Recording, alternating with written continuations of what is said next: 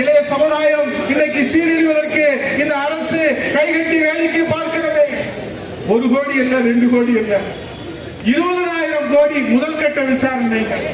இன்னும் கொஞ்சம் கண்டுபிடிச்சோம்னா பட்ஜெட்டே போட்டுடலாம். தமிழ்நாட்டு பட்ஜெட் கடன் வாங்காம போடக்கூடிய அளவுல இன்னைக்கு போதைப் பொருளை கடத்திருக்கிறார். காவல்துறை இங்கிலாந்து, ஸ்காட்லாந்து யாருக்கு நிகரான காவல்துறையாக தமிழக காவல்துறை இருந்தது. எப்போது? புரட்சி தலைவர் ஐயா எடப்பாடி அவருடைய தலைமையில, புரட்சி தலைவி அம்மாவுடைய தலைமையில. இப்போது இருக்கிற காவல்துறை வேடிக்கை பார்த்துக் கொண்டிருக்கிறார்.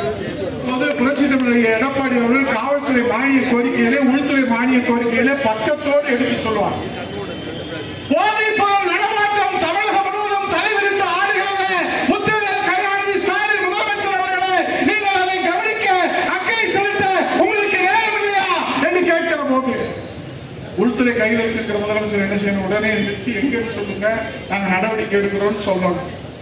உடனே டிஜிபி ஒரு அறிக்கை விடுவார்.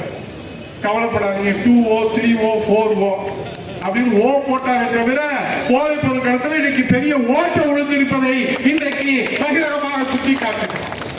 தம்பி ராஜசேகர் அவர்கள் சொன்னார், இப்போது கூட ஜாபர் சாதிக்கு இந்த மாஃபியா கும்பல் தலைவனை இந்த காவல்துறை கண்டுபிடித்து விடவில்லை, இவர்கள் அடையாளப்படுத்தவில்லை. நம்முடைய புரட்சி தமிழர் ஐயா எடப்பாடியார் சட்டமன்றத்தில் பேசுகிற போது அதை செவிடன் காதில் ஊதிய சங்காக கேட்டும் கேளாமல் இருந்த இந்த கையாளர்கள் அரசுக்கு யார் சொல்றா?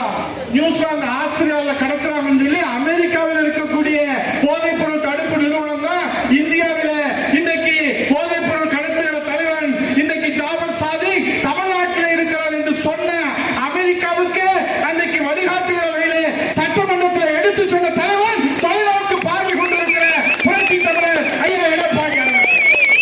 தமிழ்நாட்டிலே நாம் பார்த்தது 20,000 கோடி கொள்ளை கும்பலுடைய தலைவன் இந்த தமிழ்நாட்டில் கொந்தளித்து எழ வேண்டாமா?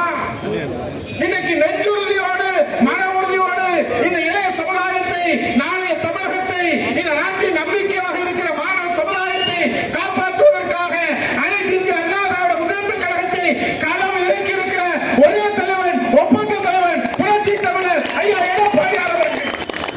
நெஞ்சுறுதியோடு கடைசி வரை போராடுவோம் என்கிற அந்த எச்சரிக்கையை இன்னைக்கு திமுக அரசுக்கு கொடுத்திருக்கிறார். மக்களுக்கு விழிப்புணர்வை ஏற்படுத்துகின்ற வகையிலும், இந்த திமுக அரசுக்கு எச்சரிக்கை கொடுக்கின்ற வகையிலும் இன்னைக்கு போராடி கொண்டிருக்கிறார். புரட்சி தமிழர் எடப்பாடி அவர்கள் சொன்னதை கேட்டாலே இந்த ஸ்டாலின் தப்பிச்சிருக்கலாம். ஆனா அவன் கேட்கிற அவன் அப்பன் பேச்சையே அவன் கேட்க மாட்டாரு முதலமைச்சர் ஸ்டாலின்.